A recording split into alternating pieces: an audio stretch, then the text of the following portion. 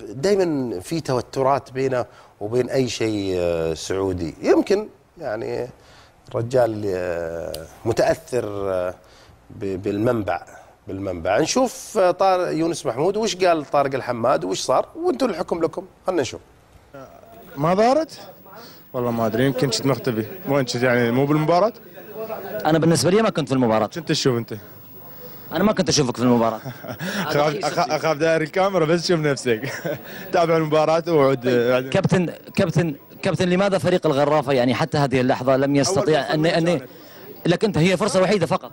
خلاص المهم جت فرصه، يعني موجود بالمباراه، ليش تقول ما موجود؟ طيب انتم جايين عشان تفوزون كابتن، فرصه واحده بس في المباراه؟ ايه بس واحده؟ لا يعني استخدمنا كرات، يعني لعبنا منا ومنا. تعرف انت الفريق الان ناقص تقريبا 4 لاعبين 5 يعني، وانت تلعب مع فريق الهلال، فريق كبير ويجي قدام جماهيره وكامل نجومه. نقول قدمنا اللي علينا. احنا بالبدايه ما ردنا انه يجي علينا جول، وصحيح سيطرنا على المباراه، لكن ضد الشوط الثاني من البدايه صار اول 3 دقائق صار هدف علينا شويه. قمنا اندفعنا، ما حصلنا ذيك الفرص اللي لعبناها. يمكن هاي الطريقه اللي لعب بها المدرب، ويعني يمكن ما جتنا فرص، نقدر نقول فرص 100%، ما عدا يمكن الفرصه الشوط الاول. الباقي الفرص يعني كانت تصير، لكن تعرف الخطوط شويه مبتعده، يعني المهاجم كنت وحده.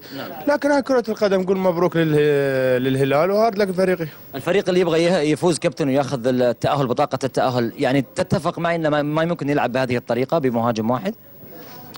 انت لما انت نحكي حسابيا، انت ايش جاي تهججنا؟ الله يخليك على انت ليش ما تتقبل كابتن؟ يا قناة. انت ليش ما تتقبل كابتن؟ انا اسالك سؤال، انت ليش هذه اسمها لاين سبورت، انت ليش ما تتقبل كابتن؟ هذه من السعوديه، انت ليش ما تتقبل كابتن؟ لحظه، انت ليش ما تتقبل؟ عيب عليك يا كابتن، عيب انك ما لا عيب انك ما تتقبل، هذا اعلام يا كابتن.